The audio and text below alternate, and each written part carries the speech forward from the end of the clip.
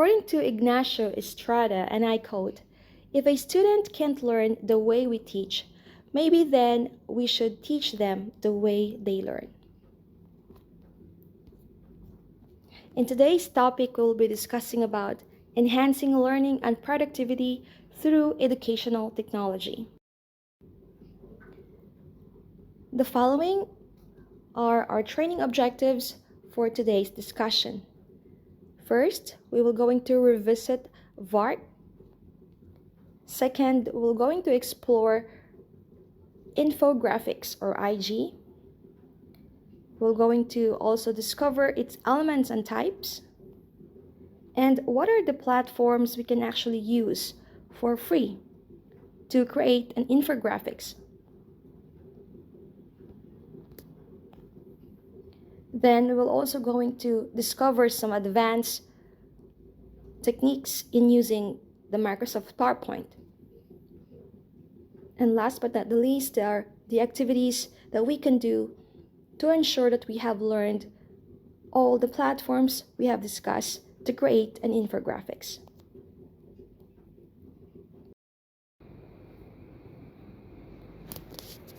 So let's proceed. First off, let's talk about educational technology. What is educational technology? According to educational experts,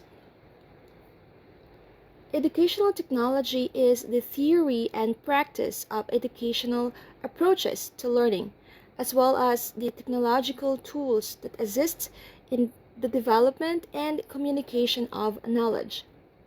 So the keywords here are theory and educational approaches and technological tools.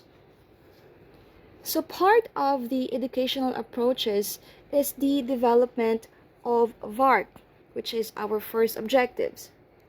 It is designed by Walter Barb, and later developed by Neil Fleming.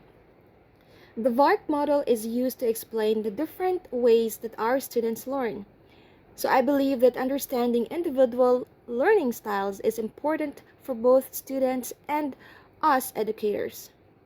So students may benefit from one or all of these learning styles, depending on the subject or information being presented. So the VARK learning styles or model divided learners into 4 categories. The first category is visual. They absorb information by sight.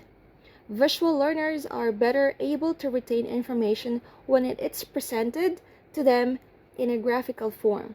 They usually enjoy analyzing and observing things like pictures, diagrams, and charts that showcase clear information in order of importance. We can oftentimes find visual learners by paying attention to students who are doodling, list making, or note-taking. And according to study, 65% of us actually are visual learners, and I'm actually one of those. The second learning style is we call auditory. Students absorb information by sound or what they hear. Sometimes they refer it to as oral learners. Auditory learners prefer listening to information that is presented to them vocally.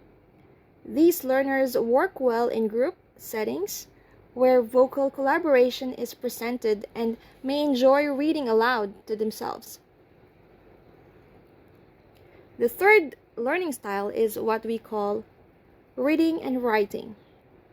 This kind of learner absorb information through reading and writing. These learners prefer learning with written information on worksheets, presentations, and other text-heavy resources. These learners are note-takers and perform strongly when they can. So those students, even if we are not asking them to do note-taking, are religiously doing it all by themselves. And last but not the least, we have this kinesthetic. This type of learners absorb information by moving, learning by doing, or shall we say, tactile. meaning they prefer the physical act out event or use all of their senses while learning. These types of learners are easy to find as they likely have a difficult time sitting still and might need frequent breaks during heavy studying periods. So if you have a student who constantly moves from one place to another, you know what does it mean. Now, let me ask you something. Have you tried to take a test of what type of learner you are? Perhaps you can try to check and visit the VARK learning style and try to see some questions and find yourself maybe you have changed your learning style as time passed by. It's actually free online. So now let's proceed to the second definition of educational technology, which is the usage of technological tools. So first off, since the highlight of today's presentation is infographics, we'll be discussing it using different platforms, including PowerPoint. Well, maybe some of you noticed that we are already seeing a sample of infographics in my presentation. This is through PowerPoint.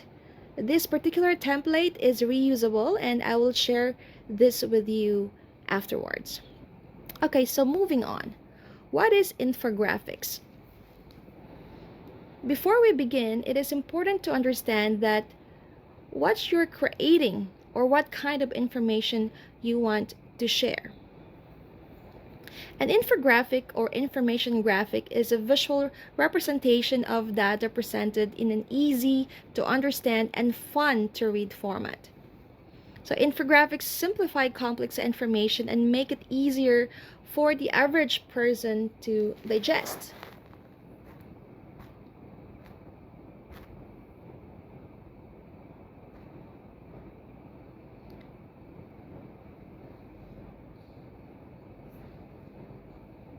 So what are the elements of infographics?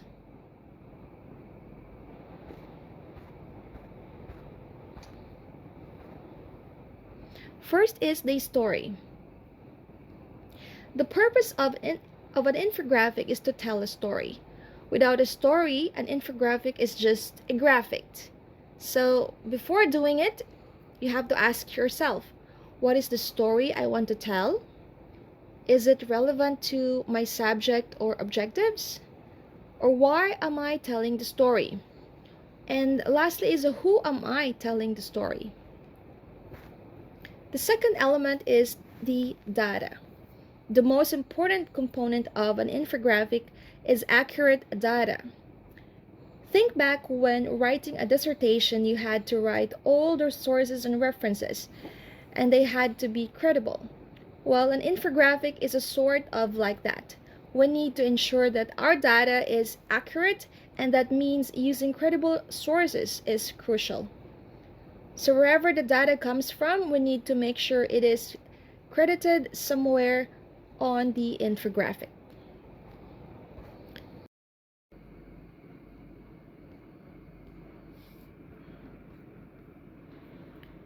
Third is the design. The design of an infographic should be based on the story. For example, if your infographic is about nature, then it should include design elements and colors from nature. Also, you have to consider the colors. So you have to keep your color scheme to a maximum of 3 colors. Too many colors can make your infographic confusing. Well, depending on the subject, and it also depends on the subject. So the fonts, maximum of 2 fonts. With this, I usually deviate from this rule. I like different fonts as long as it is readable. Lastly, we have the graph and the charts. Graphs and charts in an infographic are not your basic Excel bar graphs and pie charts. They are graphs and charts that display the data in a unique and creative way. This is where the designer will shine. The type of graph or chart used depends on the data and the story. So, for example, when displaying data about people, consider showing human silhouettes in a chart. When appropriate, replace numbers with graphical elements. Don't overload your infographics with graphs and charts to tell your story. You need to balance a graph and charts and design. By keeping these four key elements in mind, we should be well on our way to creating an infographic that attracts our readers, students, and makes our objectives goal achieved. And remember, keep it simple and focus on the story and use accurate data.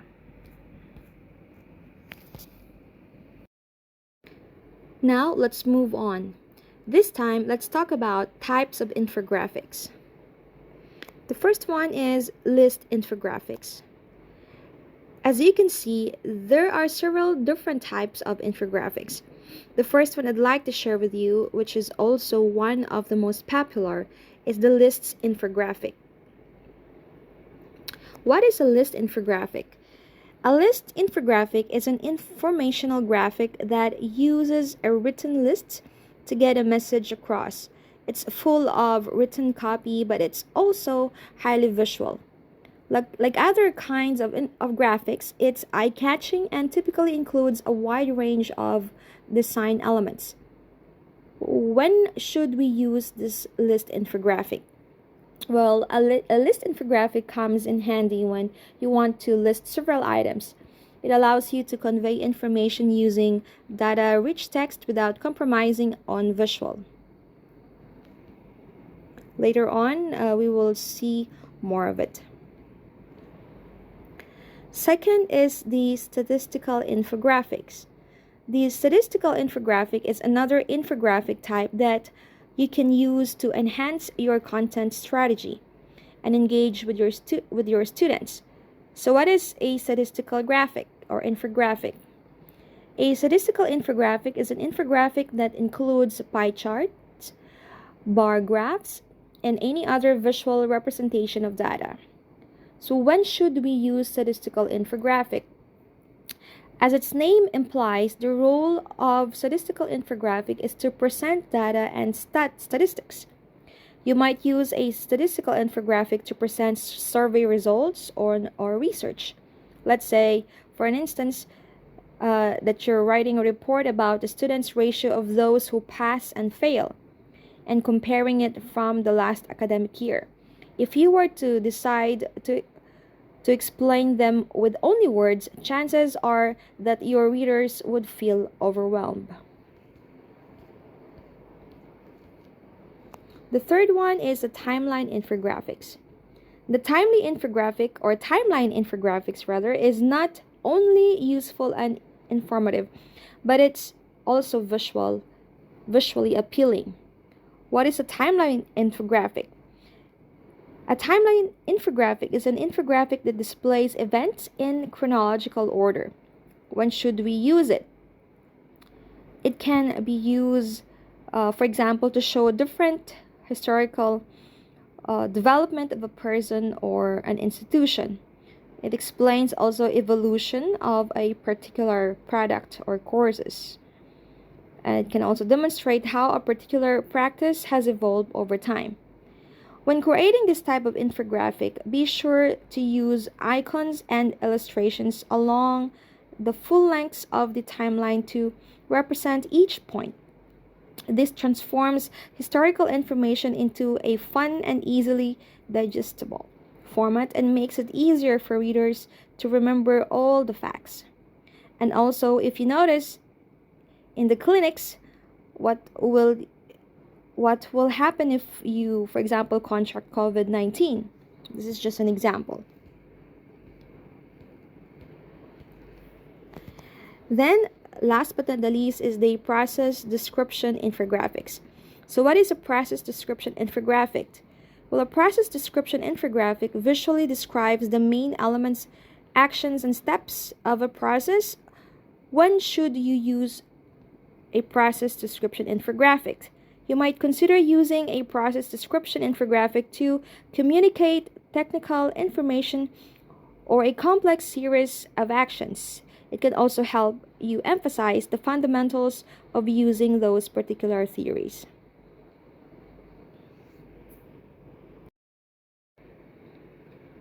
You may watch the rest of my presentation.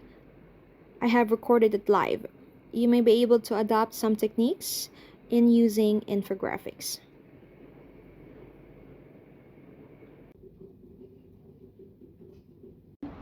Hopefully we will not experience that again, and I wish you all health and wealth, inshallah. Uh, on behalf of CGE, the Center for Gender Education, on behalf of our director, our head of department, my colleagues, I welcome you from CGE to this event organized by the Faculty Development Committee. Thank you very much for being here. And in the beginning, I would like to call upon our director, Dr. Rhoda, for the opening remarks, or opening speech. Thank you.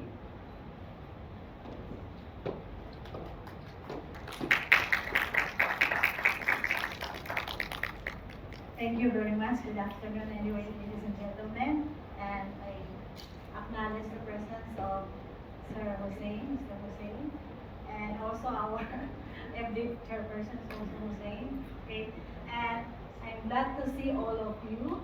It's again the first time that our colleagues from different colleges are here. Thank you very much, and I think this is timely for all of us. We'll be using this kind of technology for our presentation. I will not waste much time, but I said I am happy, and I know that life gives you pretty much what you give it, and we have to give in for our students. That's all. Good afternoon.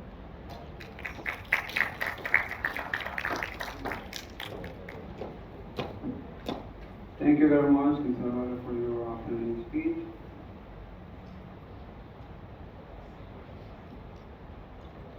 Now I would like to just give a brief introduction of our speaker, actually, who is, well, actually, a qualified trainer, and she is present with us right now, and I can see her smile. She has a vast experience in the field of training. I wouldn't really take a long time in giving this introduction because I would like her to be on stage very soon because of our time, and also we are very keen to see her, on stage with us to give us this valuable information and presentation. Please, let's welcome her with loud applause.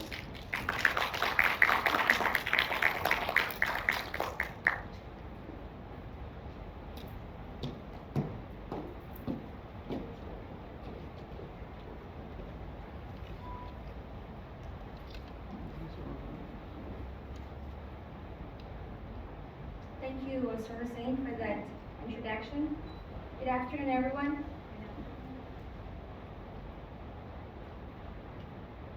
If a student can learn the way we teach, maybe then we should teach them the way they learn. This famous quote is adapted from Ignacio Estrada. Good afternoon, ladies and gentlemen, my fellow educators. It is a privilege for me to stand here in front of you to share your 60 minutes of time today. And also I would like to thank the organizers for giving me this opportunity to talk to you about educational technology. So before we start, I would like everyone to kindly stand. Please rise for some time, please. You can hear me, yeah? I'm here. Thank you for standing up. Okay then. So here's what I want you to do. All right. I want you to look slowly on your right. Slowly. Okay. And slowly look on your left. Good. Now look up. Now look at me. Look at me. Close your eyes. and open it on, after my count, 5, 4, 3, 2, and 1. Open your eyes. Inhale and exhale. Please have your seat. Feel better? I understand that most of us here are coming from, I think, a lecture, and some of you just had your lunch, so I just wanted to wake you up for today's session. So without further ado, let me show to you our objective for today's session. So our first training objective is we'll be revisiting VARK. This is a learning style. May I know some of you here is familiar with this, my fellow educators. We know this, yeah? So we're going to revisit that. Secondly, we're going to have also IG. This is not Instagram, by the way. This is the exploration of infographics. We're going to explore how infographics will be useful in our presentation when we conduct some training, okay, or lecture perhaps. Secondly, we're going also to discover the elements and types of infographics. Fourthly, we will do some exploration as well, or dig into some different platforms where we can actually use when we conduct our training or lectures. Then at the same time, we're going to delve into some advanced skills in PowerPoint or Microsoft PowerPoint. And lastly, we're going to have to practice what we have learned. And that, ladies and gentlemen, will take place for only 60 minutes. All right, so let's proceed. So first of all, let's talk about educational technology. What is educational technology? May I have a hand? Anyone who wants to volunteer to answer that question? All right then, so according to some of the educational experts, when we say educational technology, this is the theory of practice of any educational approach to learning, as well as the usage of technological tools. So the keywords here are theory and educational approaches and technological tools. So moving on, okay? Learning style is actually part of this what we call theory and practice of educational approaches. Now, if I'm going to ask you this question, in your classes, okay, have you somehow checked or asked, or maybe perhaps give a questionnaire to the students for us to see if what kind or types of learning they are? Have we tried that? Because in school we are doing it, and I understand this is a university, so it's kind of different approach as we are now dealing students a little bit mature, yeah? But anyone here who have done this so far? None, it's okay. Yes, identifying what kinds of learner we have in our classes. So, diagnostic tests somehow is, yeah, it can be, but this is a learning styles for them. Okay, let's move on. Visual. V stands for visual. This is the first word we're going to dig in today. What is visual learners?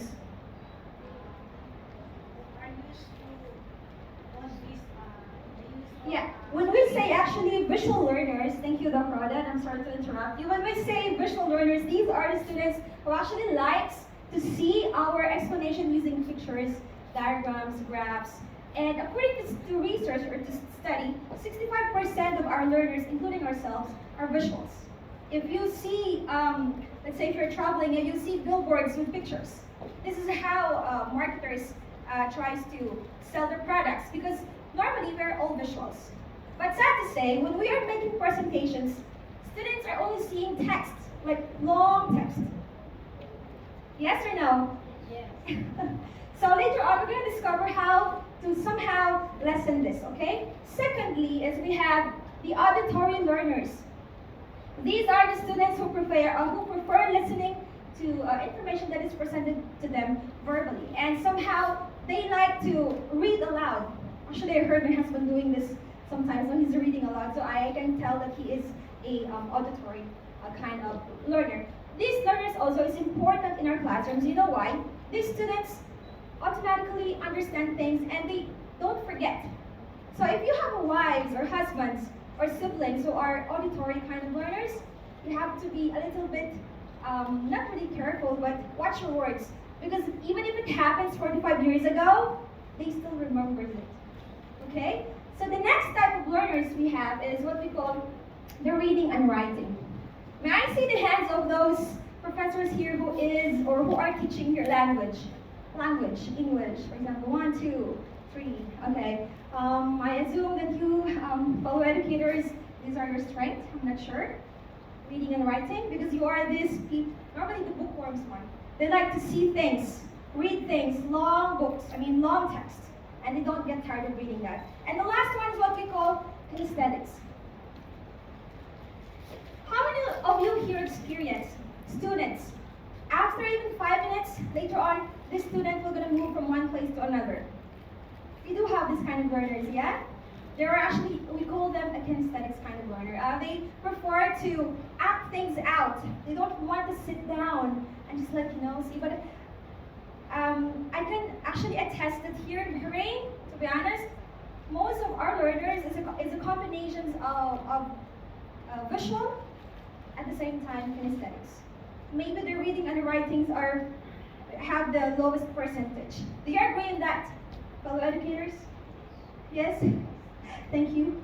Thank you for the yes. So these are only, I just wanted you to somehow recall or remember what kind of learners we are dealing in the classroom. They have different strengths. They have weaknesses. So as an educator, it is our main responsibility that before we attack things, we have first to know what kind of learners we have. So now, if you haven't done that, let's say you haven't checked first if your learners is kinesthetics or audio kind of, they prefer listening or they prefer to have movements and that so on and so forth. I will be giving you a free online tools for you to do that later on, okay? All right, we're okay to that? So that's the first one. And the second one, we will be tackling also as per educational technology meaning. Okay, we're going to move on to number 2, which is the technological tools. Of course, after understanding our students what kind of approach we'll be giving to them, next off, how are we going to do about it? Okay, how are we going to make them engage in our subjects? To be honest, I really don't like math. Who are the math teachers here? This is my Achilles heel. Math teachers, are you here? Okay, so how do you do? How do you present your subject to the students? Especially those who's like, no, we don't like math. This is a difficult subject. So far, nowadays, I've seen how math teachers evolve the way they present their topics, and we really appreciate it. Same with the language, okay? It evolves, okay? And that's really good to see how our educators are putting their best effort to make sure the students are engaged throughout the teaching and learning. So we'll be focusing now on infographics. We'll be learning about its elements, types, and of course, as I mentioned a while ago, part of our goals today is to know, of course, the MS PowerPoint. I was walking a while ago here in the corridor, and I was checking at your bulletin boards, trying to see if I'll be able to see some infographics. And I finally see one. Though there are some elements there that we have to somehow improve. But I'm happy to see that you have here in the university. I was expecting to see that in your website, and I haven't seen one. So, but that's okay. Now, let's proceed. So what is infographics?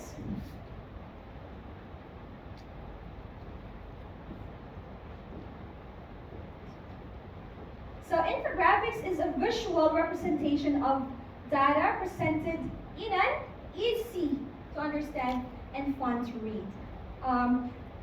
When you go to the clinic, you'll be able to see there what you will do when you contracted COVID. Step 1, step 2, step 3, step 4. So at a glance, you'll be able to see it. I don't have to elaborate, but that's exactly what's the meaning of infographics. And nowadays, we can use this to engage our learners. So let's dig into what are the elements of infographics. So I have here some examples. It's in a one sheet. Everything is here. It's one of the examples. I have here as well. Data, you see, statistics. and also the process. So these are just the examples.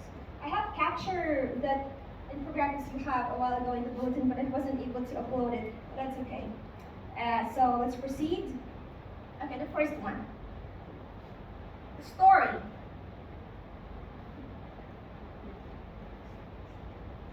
When you create your own infographic, it is very important that first off, you have to think what kind of story you want to tell to your students. Okay? Is it relevant to your objectives? Why am I telling this story? For example, for the math teacher, is finding X. Wow, find X. Okay? And who am I telling this story? Are the students? What types of learners are they? This is one of the elements of the infographics that we have to take note. The second one is what we call the data. Are the data that we put in the infographics is credible enough that the students will say, oh, this is correct, oh, this is not correct. So these elements is very important, by the way. That especially if you guys, if you fellow educators are trying to, let's say, present statistics in the university itself, like how many percent of students who are, let's say, scoring 90% and above for that particular level, how many percent of students who are scoring 80% and below for that particular subjects. So it needs to be accurate, all right? Thirdly, the design. I've shown you a while ago what kind of infographics I have for some of the examples, but this is very important. Maximum of 3 colors, and we have to use appropriate fonts. Well, again, it depends on the subject. So, for example, you have here on art teachers, or let's say you're discussing about something about design, so there is an exception to that. But usually, in general, we should be using only maximum of 3 colors and appropriate fonts. All right, then, last but not the least, is the graphics.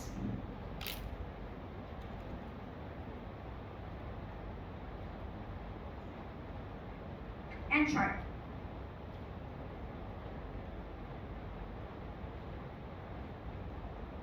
For the graphics and charts, okay, we're going to display there the data in a unique and creative way.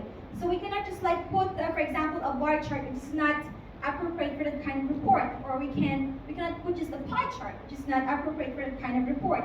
Or otherwise, if we are presenting some sort of population, then we can use a person standing on it. So it will be more some sort of attractive to our students. So these, ladies and gentlemen, or my fellow educators, are the key elements. There are more, but since we have only time limitations, 4 elements that I want you to look at, because later on we're going to do some practice of doing this. Okay, are you still here with me? Yes, thank you. All right, checkpoint. So in here, based on the 4 elements that we just studied, or not studied, but rediscovered, or discovered rather, tell me, is there a story in this infographics? Is there a data in here? Is the design okay? Are there any charts and graphs in that infographics? What do you think is missing here? Hello, educators. You still here? What do you think is missing here? James, what do you think is missing here? Can you see the text? Is it readable? No. So of course, if we're explaining and trying to use this as an example to our students, it will be difficult for them to see, oh, what is that? So in this kind of infographics that's presented in front of me, the 2018 website analytics, okay, it has mentioned here the number of visitors, how they visited, and visitors by country, but it's too small. But the story is there. There are graphs, correct? There is design, except for the texts. So we need to be mindful of this, because most of us actually, since we don't want to miss any information, so we want to put everything in there. But we need to make sure, if that's the case, you can have the second page. There's no issues with that. You can have the second page, as long as we don't omit and it is clear to our learners or to our audience or to whoever we want to convey the message that we want to do. Am I clear in this? Yes. Right. Let's move on. Okay, so this is now the fun part. What are the types of infographics? My text is very small. Actually, ladies and gentlemen, my fellow educators, right now in front of you is an example of infographics using PowerPoint. After this presentation, I will be giving to all of you this template. This is actually, you can edit this. This is reusable. So you don't have to start from shapes and from that changing colors. It's very difficult. And I know all of us are very busy and there are some templates which is reusable, so I'm going to give this to you later on.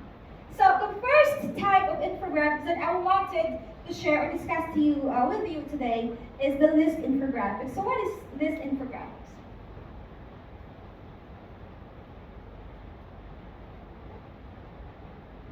Okay, list infographics actually it's a written list. This is to convey information using data-rich text without compromising.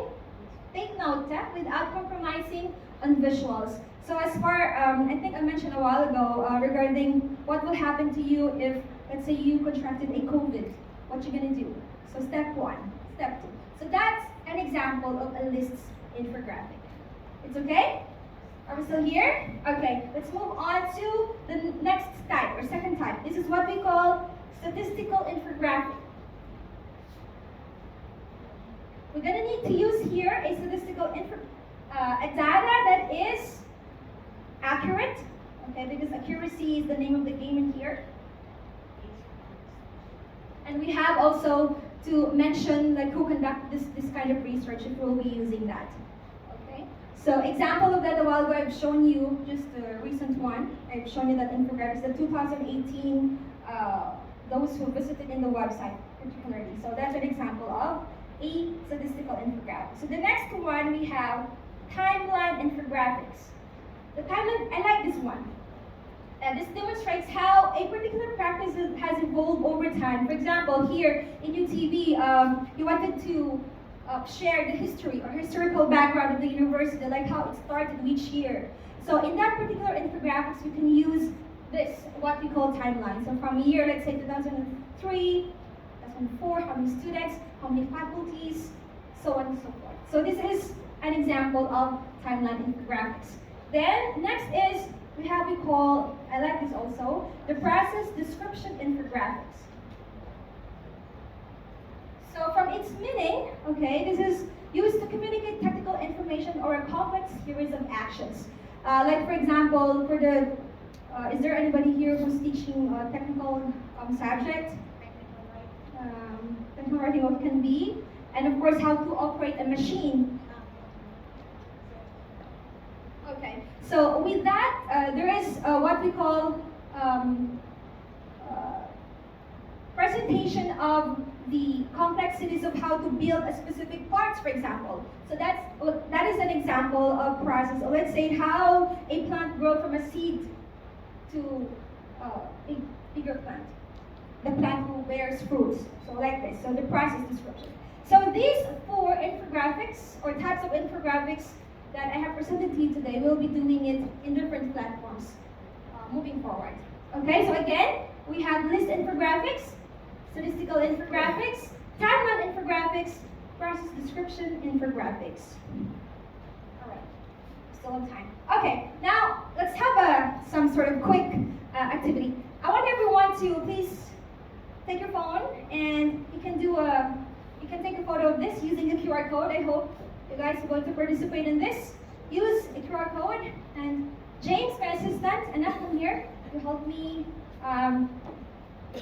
check whoever we're gonna do the first.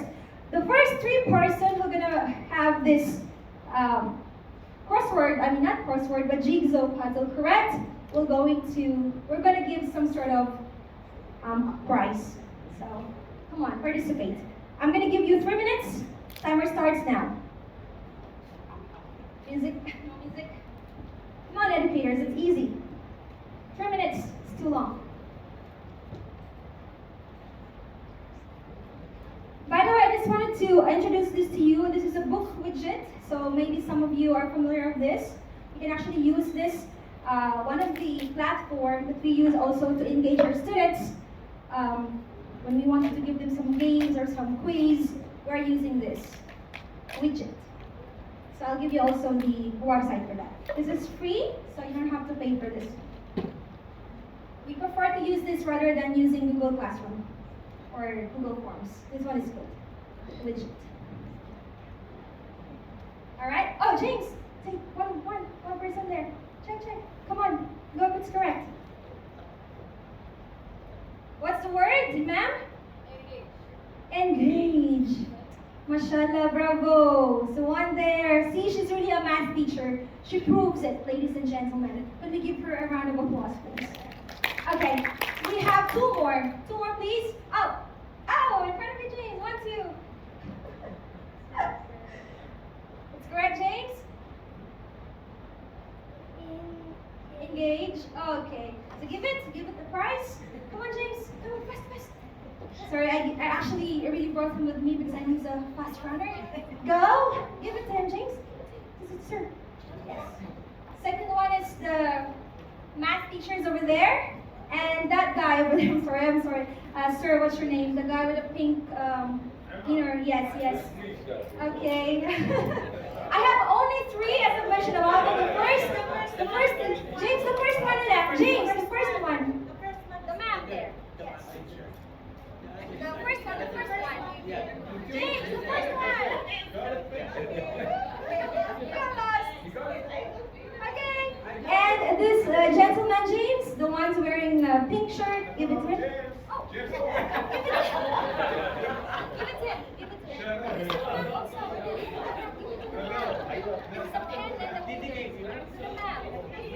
Thank you, Mr. Hussein. Please assist my son. I'm so sorry. Okay, so this kind of approach, what I just did right now, this is actually part of engaging our students. We call this extrinsic motivation. You know, fellow educators, there are some times where our students get bored in our classes. Either we accept it or not, but it happens, yeah? But you know, if they felt like, oh, I have something to receive from my professor, they will feel engaged to, ma'am.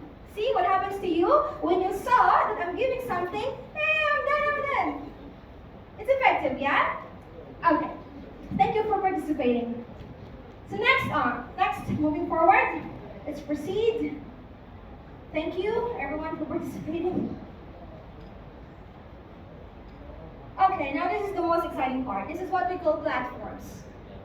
What are the platforms we can use to create our infographics? So one of my favorite platforms that is actually free, where I don't spend money, okay? I call this one Canva. May I see those hands as using this platform? Only one? 2, are you kidding me? 3. From today, moving forward, if you see this platform, you will love it. I will tell you, you will love it. Yes, ma'am? Can you agree? Do you agree, sir?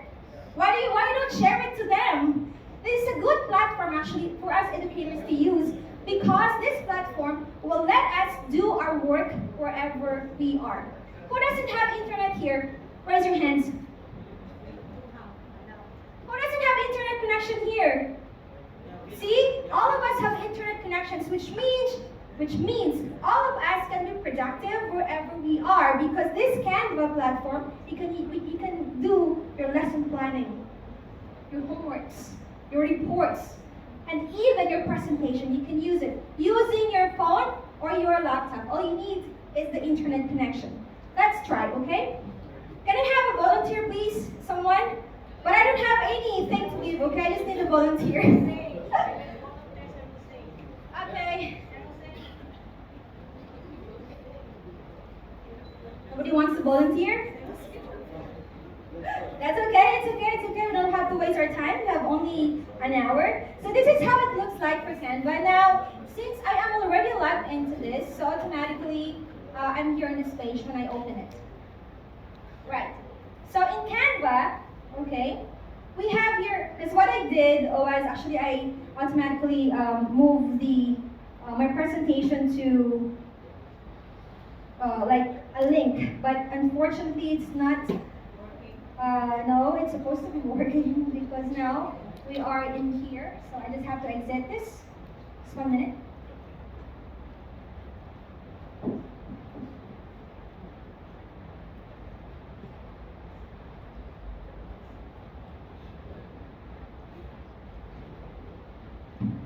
this is what we call technology. Sometimes you have to adjust to it. Okay, now my mouse is here. There we go. So in here in Canva, usually, since that our topic for today is infographics, so I link it in this manner where when I open it automatically, I will be able to see the infographics. But however, my screen is too small. How I wish our screen here is big. How I wish. Okay. See? This is what we call technology. Okay. Can you see it? Okay, so these are the different infographics we can use using Canva. See? Can you read? How many? How many? You cannot read, I'm sorry. We have 2,730 templates. 2,000. This is enough for us to discover and reuse this template. But then again, of course, if you wanted to use a free one, you have to find it where you can see. And most of them actually are fees. You don't need to have a complex where you have to pay. If you see a crown, it's 1 pro, then you have to pay for it. But you don't need to pay. Okay? So let's say, for example, I'm going to use this one.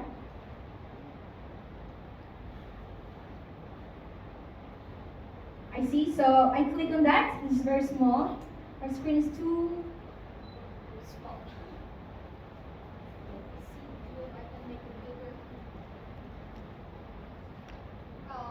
Makes it worse. Okay. Okay. Alright. Okay. So since I choose this, then I'm just going to click on customize this template. And voila! Is that? So now here, from this part here, you can actually change this. For example, what you're going to do during summer. See? Bucket list. So let's say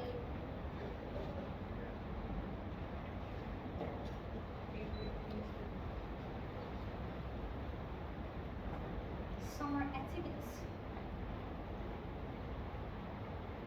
I would really love if you, ladies and gentlemen, brought your laptop because this is a skills training and it's really good if you'll be able to make this. But since we're not expecting that, it's only an hour, so only like this. So I'm so sorry. You're just here sitting down while I'm here doing this.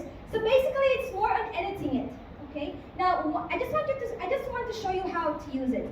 For example, if you are done editing everything, you've changed the font, you've changed the photos, so on and so forth.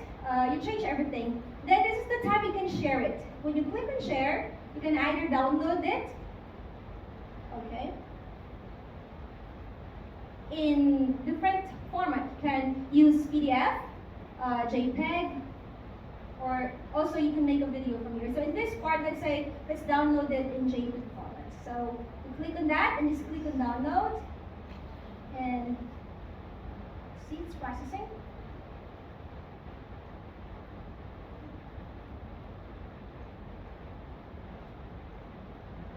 And that's finished.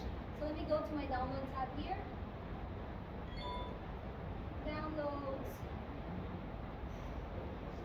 So sweaty. Okay, that's it. Oh, can it see still?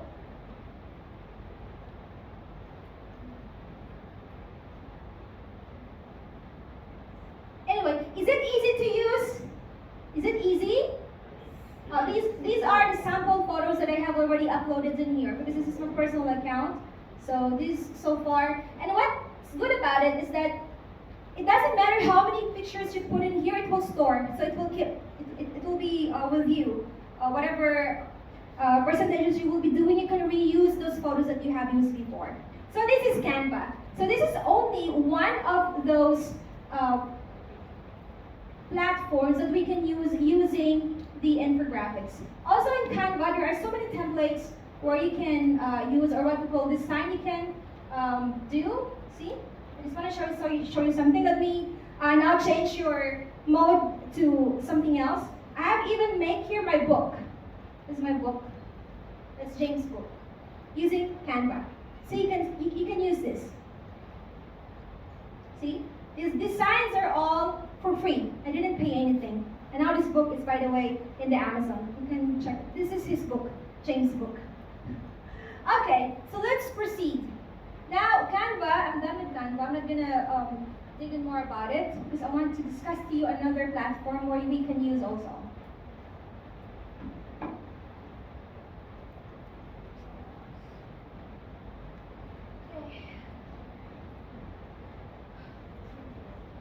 Okay, Canva. So, forgot to mention to you that Canva was actually launched a long time. It was launched in 2013, but not all people know about it. So here in this presentation, I put here a link where you guys or where you fellow educators can register.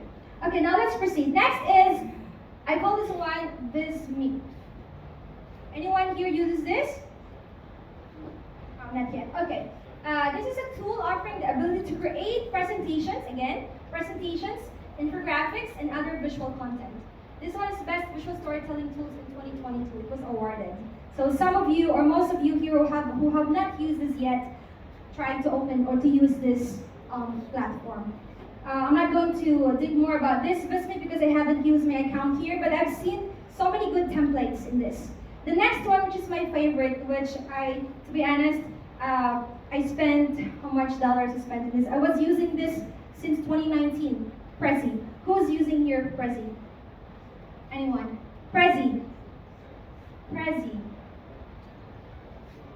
Nobody's using Prezi. Okay, this, same with Canva, Prezi also has lots of templates that we can use for our presentations, and not just that, for even reporting. Let me show you some.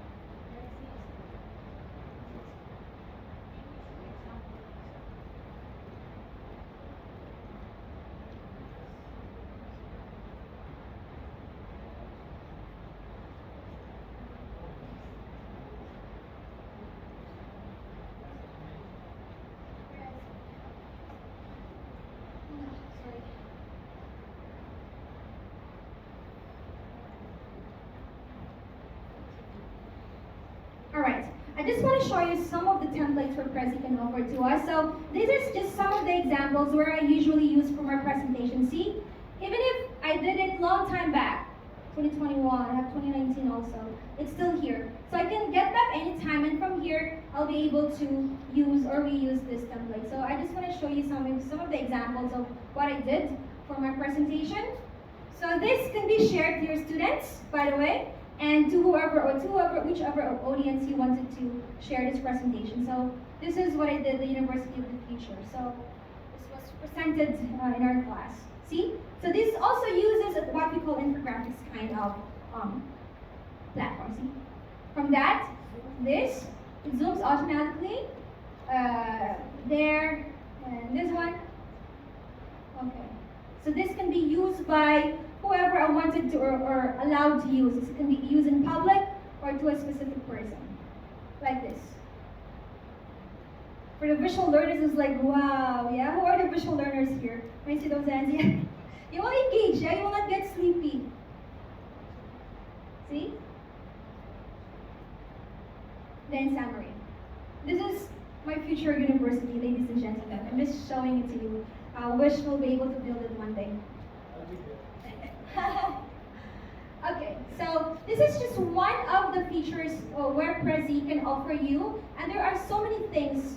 All you have to do is just go on to Prezi Design, here, explore it, and if you want to have one-on-one tutorial, just tell Doc Rhoda we can have in our house. We can do some presentation. Because 1 hour, I tell you, ladies and gentlemen, is not enough for this. There are so many things I wanted to show you right now, but since of time, we cannot really. Okay, so do we like this platforms? Yes. The links will be, yes, for sure, ma'am. It will be there. Okay.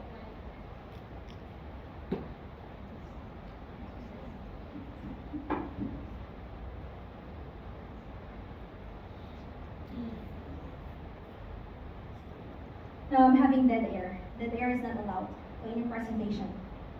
Dead air is not allowed to any presentation. I'm so sorry about the technology thingy. Now we go to the importance. Okay, so now we're here. What are the importance of using this what we call technological tools? I just gave you just one. I'm so sorry. It's already not yet. Not yet. Okay. Okay. Okay. I have one here. Grabs attention. Second one. Any hand, please. Come on. I want to hear from you, my fellow educators. What do you think are the importance of using these technological tools? Why we need to learn these things as educator? Why we need to engage your students? I know the answers, but I need a hand, please. Come on. Yes, ma'am. The beautiful ma'am there in yellow. Yes, ma'am. Please. It's okay, ma'am. Better if there's microphones so everyone can hear. What's the importance of enriching or learning different technological tools? Actually, to be honestly speaking, there is a teaching technique. A teacher must understand the class, the composition of the class. There are some students who are brilliant, there are some students are meticulous, some students they need. But the visual attracts everyone's attention. This is number one. And the audio sometimes draws their attention if in case they are little sleepy, not able to concentrate. And finally, the chart and graphs, totally, at least there will be the receptivity will be, some students can take 90%, it varies from 90 to 9%, but these are the different teaching techniques for different level of the students. So the teacher must use it in a correct way. Brilliant. Thank you, ma'am. Thank you for that. That's true. Really true. Ma'am, she's right about that. For our students, apart from discovering their learning types, we have this also what we call level of students, where we have to address. We have this fast learners, we have the average, and we have the low. Okay, we have to admit that. Actually, to be honest with you, my fellow educators, in the Philippines, how we categorize our students is not like here in Bahrain. When we say you are brilliant, you belong to Section A. Section A meaning all the brilliant students will be only in that Section A. So the teacher there in a particular section is relaxed because the students are, easy to understand things. But if you are categorized into the low learners, you will be in one section. And the teacher who's teaching with you, my goodness, imagine 50 students in one class, all low learners. It will be very, very difficult. That's why here in Bahrain, I really admire how, I'm not sure if it's from the Minister of Education mandate, but the students are arranged in a manner where everyone, are equal. Even if you are a high achiever, average, or low, you will be sitting in one group. In that way, the students who have leadership skills evolve because she can or he can teach the other one. This is what I like about Bahrain education when it comes to determining the level of students. Thank you, ma'am, for bringing that up. Ma'am, what's your name, please? Thank you, doctor. That's really a good point. She's really right about that. And it just brings me back to that knowledge of how we are arranging our students here. I hope in the university level, we can adopt this kind of approach as well, where we can group students from those who are higher achiever, average, and the low achiever. Because we should not give them this kind of feeling of discrimination, like, oh, you are low students, you should be sitting in that place. No, we should not do that. Okay? Fellow educators, thank you, ma'am. Next is from complex to simple. We go back here. I just get emotional for that because it's really difficult if you are in that particular situation. All right, so from complex to simple. It says that a picture is worth 1,000 words. Simplified information is now a need in today's generation of learners. Okay. Next up, the importance of using this technology tools is the content must be desirable. Okay, should be catchy. This is to lessen students' boredom. Then shows valuable ideas, delivers more or vital information, and last but not the least, because they are now leaving, I think it's time for me also, more persuasive. So these are some of the importance aspects that we have to take note why we need to use these technological tools. All right, so we don't have time for the activity, so let's proceed to the advanced PowerPoint skills. For this, I just want you to watch and relax. There's audio. Can you hear? Yeah. 13.33 inches by 7.5 inches tall. These are pretty standard dimensions. They conform to the width and height of our monitors and our projectors, so we're used to presenting in this format. The 16.9 ratio is very common, but what a lot of people don't know is that we can actually change the dimensions of our PowerPoint slides.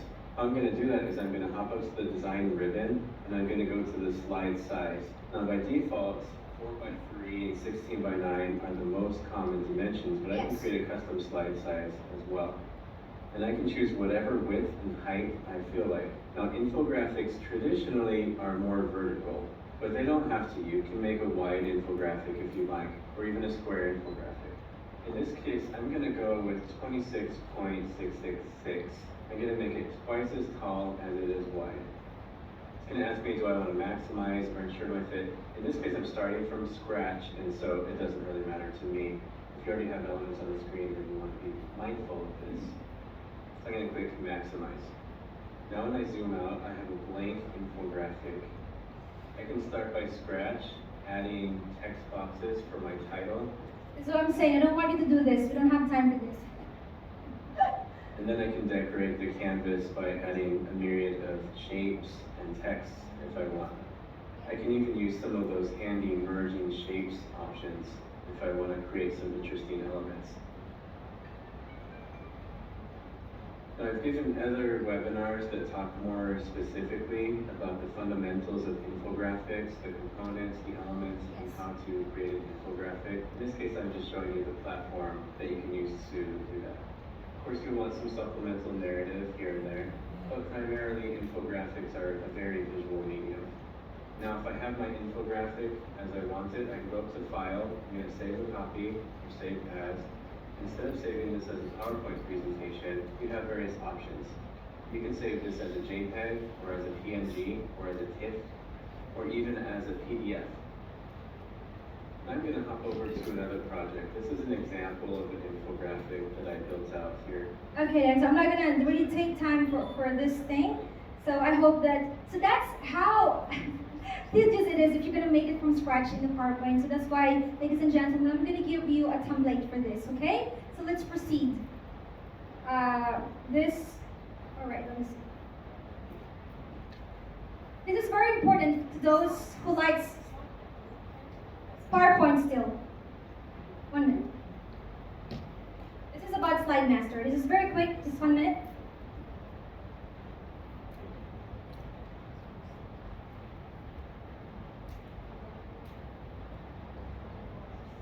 The Slide Master is like the blueprint of your presentation. It's very important. It controls everything but the content of your doc. Select View, Slide Master. Scroll up to see the Slide Master. All the individual slide layouts appear below. Anything you do in this view won't change the content, just the look and layout of your slides. Let's update the font to the one our company prefers. No need to select text, just the font button.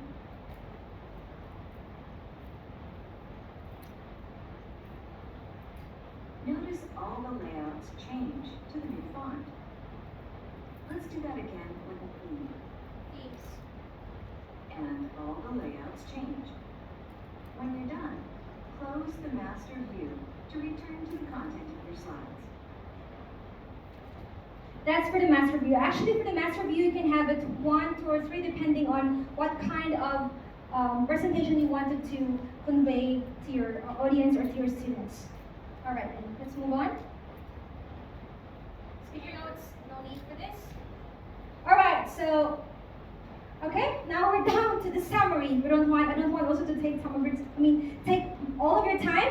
So for today's 60 minutes or less than 60 minutes, we're able to cover these objectives. We're able to somehow revisit VARK, discover what is infographics, the elements and types of infographics, the platforms we can use, some of the skills in the advanced PowerPoint we can use also, and somehow we have practiced them. So this is the summary of today's presentation. And ladies and gentlemen, my fellow educators, I would like again to put you back here in this code that if a student can't learn the way we teach, maybe then we should teach them the way they learn. Thank you so much.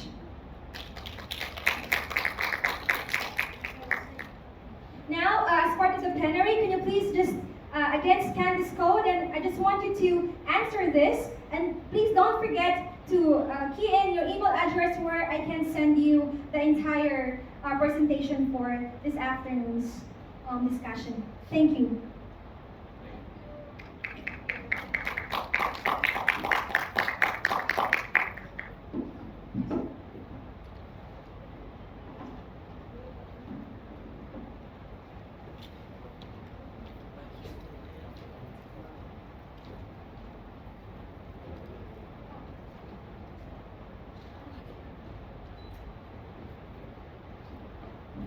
Thank you very much, our speaker. It's been really a pleasure.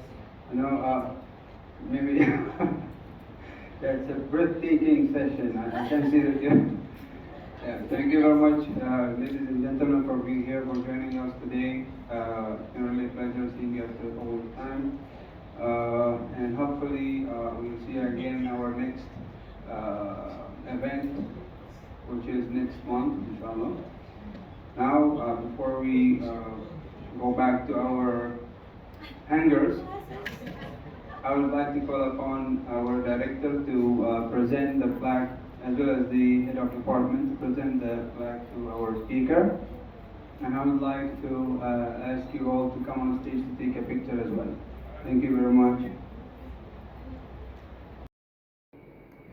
Bottom line, my dear educators, I said it before and I will say it again.